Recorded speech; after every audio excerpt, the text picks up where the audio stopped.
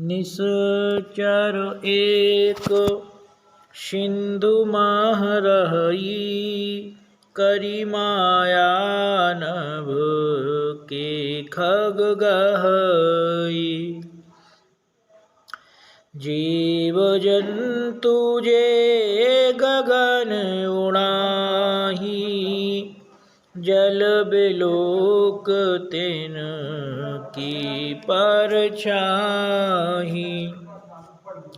एक राक्षसी समुद्र में रहती थी। सिंह का नाम राहु की माता थी। छल से आकाश के पक्षियों को पकड़ लेती थी। जो जीव जंतु आकाश में उड़ते थे वह जल में उसकी परछाई देखकर पकड़ती थी।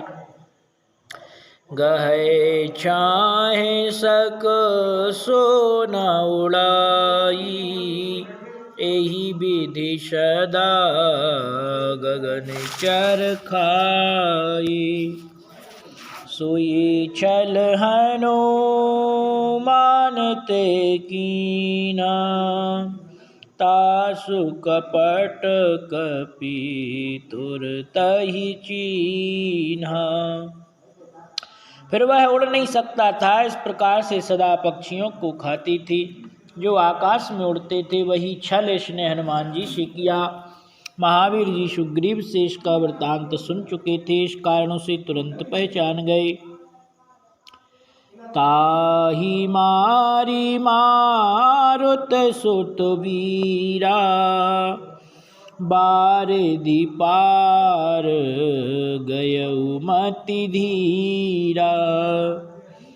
तहाँ जाय देखी बन शोभा, गुंजत चंचरीक मधुलोभा।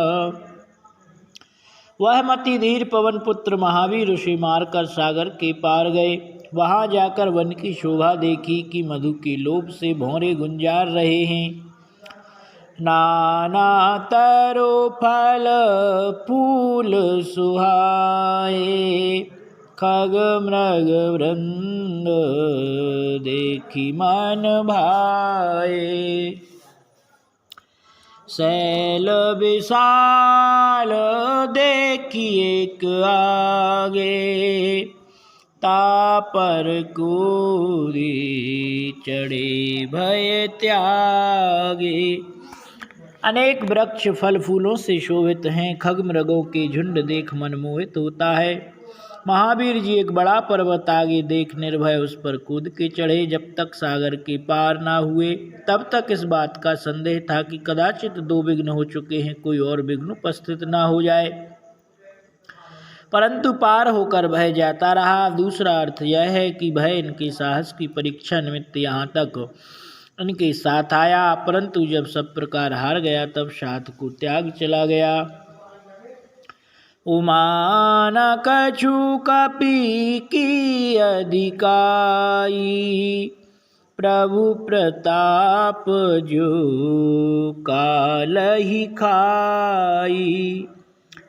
गिरि पर चढ़ी लंका तेहि देखी, कही न जायति दुर्ग बिसेखी।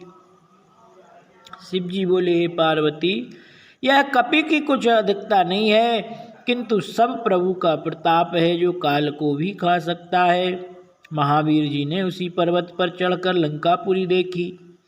उसके दुर्गों की अति विशेषता कही नहीं जाती। अति उतंग जल निधि चहु पासा, कनक कोट कर परम प्रकाशा। वह कोट अति ऊंचा और उसके चारों ओर समुद्र है। सुवर्ण का कोट अधिक प्रकाशित हो रहा है। कनक कोट विचित्र मणिकृत सुंदरायत अति घना, चहुहट हाट शोभट वीति चारुपुर बहुविधि बना।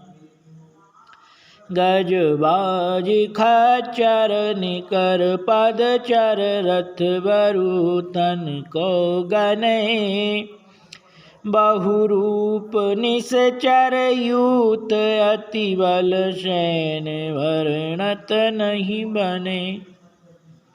सोने का कोट अनेक रंग की मणियों से विचित्र और सुंदरता का घर, बहुत लंबा चौड़ा अति दृढ़ सघन बना हुआ, चौहट हाट और सुंदर बीती यानी गली सुघट और अनेक प्रकार से बना है। हाथी घोड़े खच्चर अथवा खेचर अर्थात आकाश में चलने वाले पैदलों का निकर समूह और रथों के समूह को कौन गिने।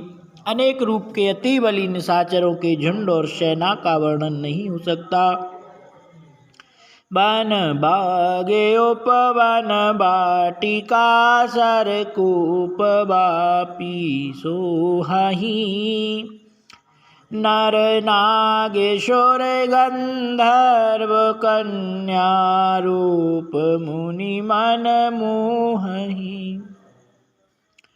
कहूँ मल्ल देह विशाल शैल समाने अति बल गर्जही। नाना अकारन भिरहि बहुविधि एक एकन तरजही। वन बाग उपवन वाटिका सरोवर कूप बावड़ी शोभित हो रहे हैं। मनुष्य नाग देवता और गंधर्वों की कन्याएं रूप से मुनियों के मन को मोहित करती हैं। कहीं पर्वत के समान बड़े देह वाले मल्ल बल से गरजते हैं, अनेक अखाड़ों में भिड़ते हैं और अनेक भांति से एक दूसरे को ललकारते हैं। करियत्न भट कोटिन बिकट तनु नगर चहु दिस रक्षही। कहूँ महेश मानुष धेनु कर अज कल निशाचर भक्षही। एही लागी तुलसीदास इनकी कथा संक्षेप कही। रघुवीर सर तीरथ शरीरन त्याग गति पै हैं सही। भयंकर शरीर वाले करोड़ों योद्धा अनेक यत्न से नगर की चारों ओर से रक्षा करते हैं। कहीं कहीं भैंसे मनुष्य धेनु गधे और बकरे दुष्ट राक्षस भक्षण करते हैं। इसी कारण तुलसीदास ने इनकी कथा संक्षेप से ही कही है कि रघुनाथ जी के बाण रूपी तीर्थ में शरीर त्याग सुंदर गति को अवश्य प्राप्त होंगे। पुर रखवारे देख बहु कपि मन कीन विचार। अति लघु रूप धरऊँ निसी नगर करऊँ पैसार। सियावर रामचंद्र जी की जय। पुर में अनेक रखवारे देखकर कपि ने मन में विचार किया कि रात के समय बहुत छोटा रूप बनाकर नगर में प्रवेश